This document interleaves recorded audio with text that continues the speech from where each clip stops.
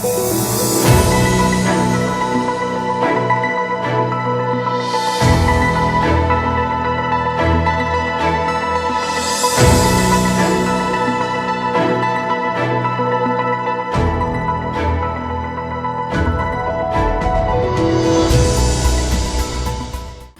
afternoon to Russia, China, and South Africa, and good morning to Brazil.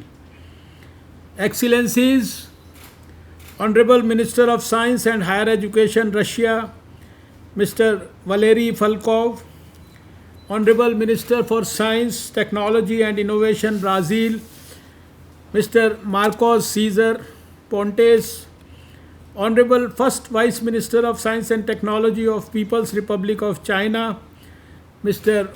Hu Ang-wee, Honorable Minister of Higher Education, Science and Technology of South Africa, Dr. Bom Kim Kosi, Emmanuel Nazimande, Ambassadors, senior officials, distinguished heads of institutions and research council, representatives of the media, ladies and gentlemen. Let me begin by conveying my greetings to our host, the Ministry of Science and Higher Education of Russia, for organizing this ministerial meeting. While we may be missing the opportunity to convene and interact in person in these times of physical distancing, I find it heartening that we have explored and found new avenues to engage. It is a great privilege to be a part of the Science and Technology Ministers meeting today. I am very happy to be able to connect with my counterparts from the Russian Federation, Federative Republic of Brazil, People's Republic of China, and the Republic of South Africa. This forum gives us the platform and opportunity for having meaningful discussions and interactions in areas of cooperation on issues of contemporary importance, which is so vital for overall well-being and healthy living. At this juncture, it is pertinent to recapitulate the collective commitment and support of our leaders for creation of an institutionalized framework for cooperation in science, technology, and innovation. We need to discuss further ways and means to honor this collective commitment. I stand here to reiterate India's commitment and role in ensuring that this science, technology, and innovation cooperation becomes an integral part and key priority of the overall partnership of BRICS nations. I look forward to a fruitful discussion and concrete decisions at the end of this meeting, which would enhance the scale, the scope, and the impact of our collaborative efforts. My best wishes for the success of this ministerial meeting. Thank you. Excellencies and dear friends, thanks for granting me the privilege of addressing this learned and august audience. We are all meeting virtually today in an era of unprecedented changes. These changed times have taught us all how to reorient ourselves and make path-breaking decisions. India too has geared up to meet the new set of challenges that have arisen due to the pandemic outbreak and the economic crisis that has resulted from this. We have embarked upon a new education policy. We have announced massive economic packages to ensure our people don't suffer, and we are in the process of formulating a new science, technology, and innovation policy, which will be an important determinant in India's transformation into a self-reliant global leader. We all know how the COVID-19 pandemic has emerged as one of the greatest global challenges requiring a strategized collective global response. BRICS countries account for more than 25% of the world territory, more than 40% of the world population, and play a vital role in the world economy. Since BRICS member nations form one of the most affected population, it provides for greater cooperation opportunity among our countries to combat this pandemic. India has initiated an integrated response to overcome this unprecedented COVID 19 pandemic. From the development of indigenous vaccines and therapeutic formulations based on traditional knowledge to establishing research resources and offering services, Indian R&D entities, both public and private, are working relentlessly to develop effective interventions for combating the pandemic. Hundreds of projects are being supported. More than 100 startups have developed innovative products for COVID 19. Our government has announced a 120 million US dollars grant for COVID 19 vaccine research. This is being provided for COVID Suraksha mission, a mission for protection from COVID, and is to be used purely for research and development in this field. The grant does not cover the actual cost of vaccine and its distribution expenses, which will be made separately as and when the vaccine is available. In India, about 30 vaccines are in different stages of development. Two of them are in the most advanced stage of development: Covaxin, developed through Indian Council of Medical Research and Bharat Biotech collaboration, and Covishield from the Serum Institute of India. Both are in phase 3 clinical trial stage.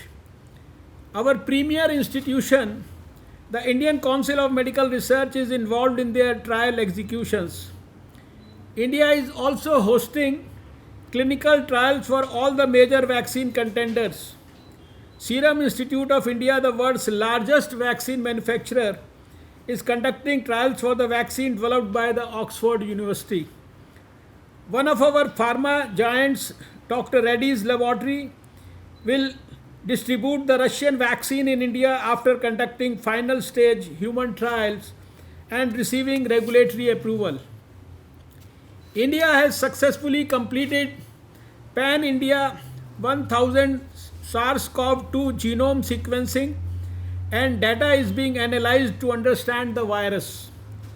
As many as 5 COVID-19 biorepositories have also been set up and have archived nearly 40,000 samples which are available for biomedical researchers. One of our institutions, Translational Health Science and Technology Institute, has been recognized by the Coalition for Epidemic Preparedness Innovations, popularly known as CEPI, as one of the 6 global network of laboratories for centralized assessment of COVID-19 vaccines. Technology has become pervasive in every sphere of life.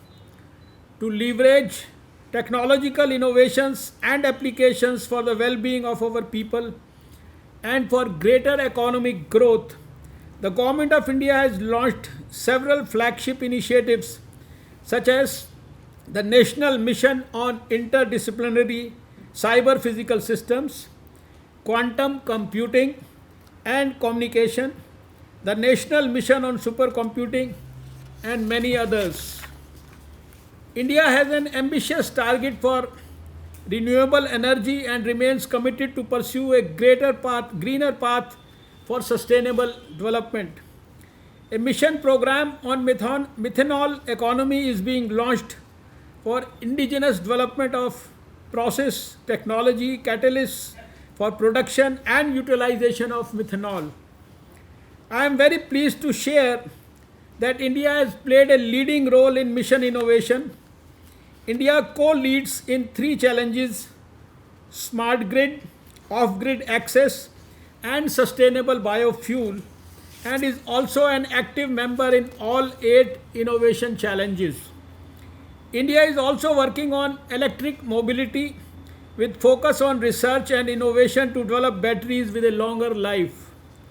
India has also pioneered the International Solar Alliance to synergize efforts in harnessing solar energy. India proposes to launch other similar alliances to find effective and sustainable solutions to meet sustainable development goals relating to water and sanitation. Innovation is the key driver for enhancing productivity and prosperity. With 21 unicorns, India has emerged as the third largest ecosystem for startups ahead of Britain and Israel. India is also among the top 12 destinations for biotechnology in the world, with approximately 3% share in the global biotechnology industry. With vibrant biotech startup ecosystem, India today has more than 2,000 startups, 50 incubators, and nearly 150 products in the market. In order to inculcate scientific temper and culture of innovation among our youth, government has implemented several schemes like Manak, Million Minds Augmenting National Aspiration and Knowledge, Atal Tinkering Laboratories in schools, programs such as Inspire, etc. These are unique initiatives to broaden the base of the innovation pyramid to produce future entrepreneurs in larger numbers. We have other programs which welcome overseas researchers to Indian universities and our R&D laboratories to foster collaborations and promote co-guidance of research scholars. We welcome nominations of scientists from the BRICS nations to participate in this program called Vajra. We have recently also launched a scheme, Sarb Power, for promoting opportunities for women in exploratory research to encourage and support women researchers to undertake R&D activities in frontier areas of science and engineering. We may also propose networking of women scientists of BRICS member nations through a dedicated platform and mechanism. I shall welcome your valuable suggestions in this regard. A 24/7 digital science channel has been launched.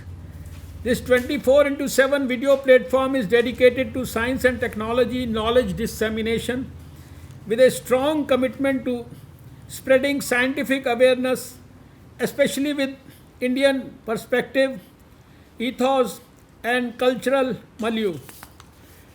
I am proud to state that India has been progressing well in recent years in terms of its overall performance and outcome in the area of science and technology. India today has attained the third position globally in terms of number of publications.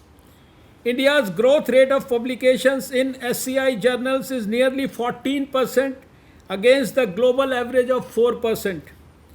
India has attained the 11th spot in the number of patents filed.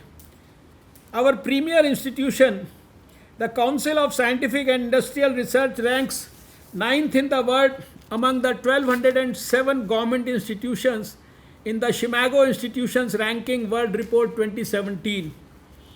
Excellencies, the COVID-19 pandemic has been a test demonstrating that multilateral cooperation is the key to overcoming such global challenges.